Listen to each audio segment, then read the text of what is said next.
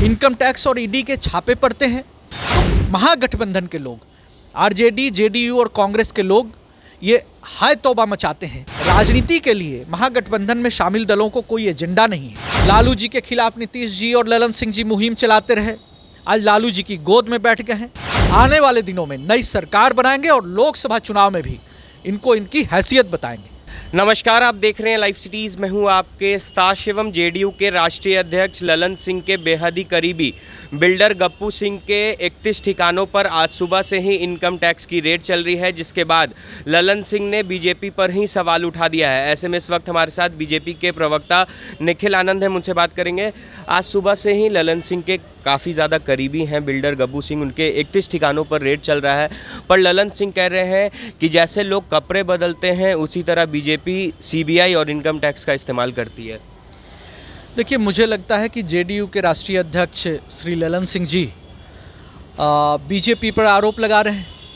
अगर उनको income tax से, ईडी से, सीबीआई से, किसी भी जांच एजेंसियों से कोई भी तकलीफ़ हो तो वो सक्षम न्यायालय में जा सकते हैं, इनके विपक्ष में अपना एक सबूत पेश कर सकते हैं और किसी भी व्यक्ति को लोकतंत्र और संविधान में, इस न्यायिक व्यवस्था के तहत भारत में अगर किसी भी जांच एजेंसी से किसी को भी कोई तकलीफ हो तो कोर्ट में जाकर रिलीफ ले सकते हैं कि उनको प्रताड़ित किया जा रहा है।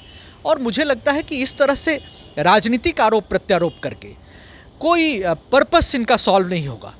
और भारतीय जनता पार्टी आखिर क्यों करेगी? भारतीय जनता पार्टी ने लोकतंत्र की जड़ों को मजबूत करने का काम किया है। ये कांग्रेस के ज़माने में होता था, जब चुनी गई सरकार एन.टी. रामाराव की हो, रामकृष्ण हेगड़े की हो, जिस तरीके से दूध की मक्खी की तरह चुनी गई सरकारों को वो राष्ट्रपति शासन हटाकर लगा देते थे।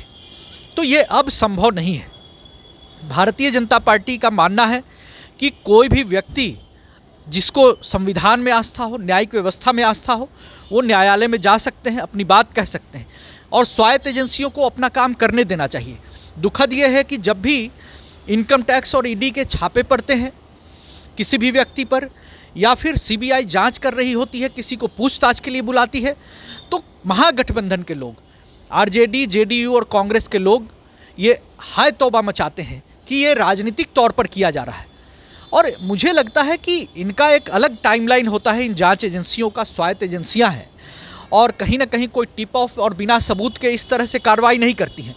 ये तो कोई भी, अगर ऐसा होगा तो कोई भी व्यक्ति कोर्ट में पूछ सकता है कि किन तथ्यों के आधार पर, कोर्ट तो सबसे पूछ सकता है किस आधार पर ये छापेमारी हुई है, या पॉलिटिकल वेंडेटा है, कोई पॉलिटिकल पर्पस के तहत या पॉलिटिकल मोटिव से अगर किया गया है तो इस पर भी कोर्ट इस बातों को देख सकता है। तो मुझे लगता है कि राजनीति के लिए महागठबंधन में शामिल दलों को कोई एजेंडा नहीं है, तो इस तरह से प्रोपेगेंडा कर रही हैं। पिछली बार जिस दिन विश्वास मत महागठबंधन बिहार में पेश कर रही थी अपना, और सभी को पता था कि महागठबंधन के पास एडिक्वेट नंबर हैं, किसी के छापे से या उससे कोई फ़र्क पड़ना नहीं है, लेकिन उस दिन भी अगर सीबीआई ने कोई जांच की, छापेमारी की, तो उसको भी ये लोग बता रहे थे कि राजनीतिक है। तो कोई पर्पस फुलफिल हो तब ये कहा जा सकता है कि हमने विश्वास मत हासिल नहीं करने दिया तो ये पॉलिटिकल मोटिव हो सकता है। तो सिर्फ कहने से नहीं होता है। मुझे लगता है कि जांच एजेंसियों के बहाने महागठबंधन राजनीति का एक तुरुप का पत्ता जैसे मिल गया हो, उस तरीके से आरोप प्रत्यारोप करके वो राजनीति को आगे बढ़ाना चाह रही हैं। ये इनका पर्पस फुलफिल नहीं होगा। विधानसभा के 2 सीटों पर उपचुनाव हो रहे हैं, मोकामा और गोपालगंज। ऐसे में उप मुख्यमंत्री तेजस्वी यादव ने दावा किया है कि जिस तरह से हमने बोचाहा में जीत हासिल की थी उसी तरह मोकामा और गोपालगंज में भी जीत हासिल करेंगे। तेजस्वी जी की मेमोरी बहुत शॉर्ट है। बोचहा में उन्होंने जीत हासिल की, अब तारापुर और कुशेश्वर स्थान में क्या हुआ था? हेलीकॉप्टर उतार रहे थे। तो देखिए, ये कहने की बात है।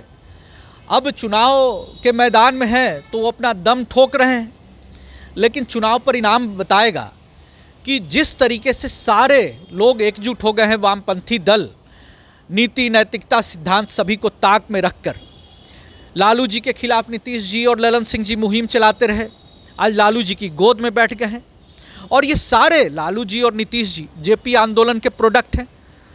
कांग्रेस के खिलाफ मुहिम, वंशवाद, परिवारवाद के खिलाफ राजनीति करने वाले, लोकतंत्र की स्थापना के लिए राजनीति करने वाले लोग आज कांग्रेस की गोद में बैठ गए हैं।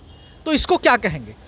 अब जिस पार्टी के नेता ने, शहाबुद्दीन ने, कॉमरेड चंद्रशेखर कुशवाहा समाज के बेटे JNU-SU के एक्स प्रेसिडेंट की हत्या करवाई, और सबको पता है चंदा बाबू के 3 बेटों को शराब में वो तेजाब से नहलाकर मार दिया। अब ऐसे जो आरोप हैं उसके बावजूद भी सब एकजुट हो गए हैं। अब हम लोग चुनाव मैदान में देखेंगे, सबको उनकी हैसियत का पता लगेगा।